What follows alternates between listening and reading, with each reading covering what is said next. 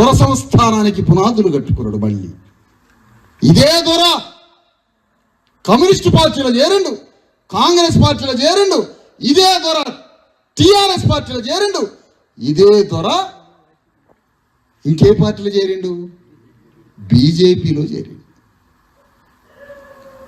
ఏంది మా సంస్థానాలు కూరగొడితే మేము పార్టీలలో చేరుతాం, మమ్మల్ని అడ్డుకునేది కూడా అంటాడు దొర. ఛాలెంజ్ చేస్తాండి, బీజేపీ నాదే, కాంగ్రెస్ నాదే, కమ్యూనిస్టు పార్టీ నాదే, ఎన్టీ రామారావు తెలుగుదేశం పార్టీ వచ్చిన నాదే, కాంగ్రెస్ నాదే, కమ్యూనిస్టు నాదే, తెలుగుదేశం నాదే, జనతా పార్టీ రాజుల కోసం పుట్టిన క్షత్రియుల గుండెల నుంచి పుట్టినటువంటి జనతా పార్టీ నాదే, ఏ పార్టీ వచ్చినా నాదే అని అంబేద్కర్ సంస్థానాలను నిలమట్టం చేస్తే ఆ సంస్థానాల అధిపతులు మళ్ళా పార్టీలలో చేరి మళ్ళా గ్రామాలను పట్టుకున్నారు. ఇక చెప్పండి, అంబేద్కర్ని ఎట్ట బతికేయాలో చెప్పండి.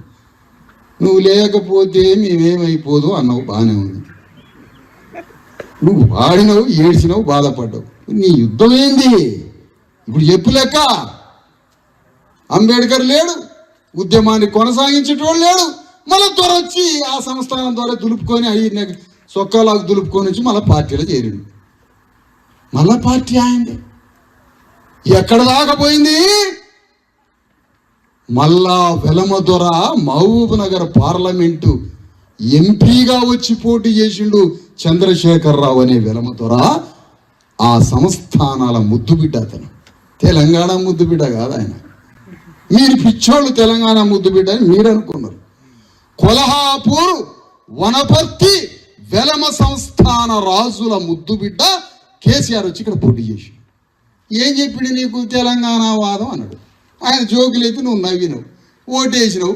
మళ్ళా కొల్హాపూర్ సంస్థానాన్ని అంబేద్కర్ కూలగొడితే కేసీఆర్ వచ్చి మన సంస్థానం స్టార్ట్ చేసి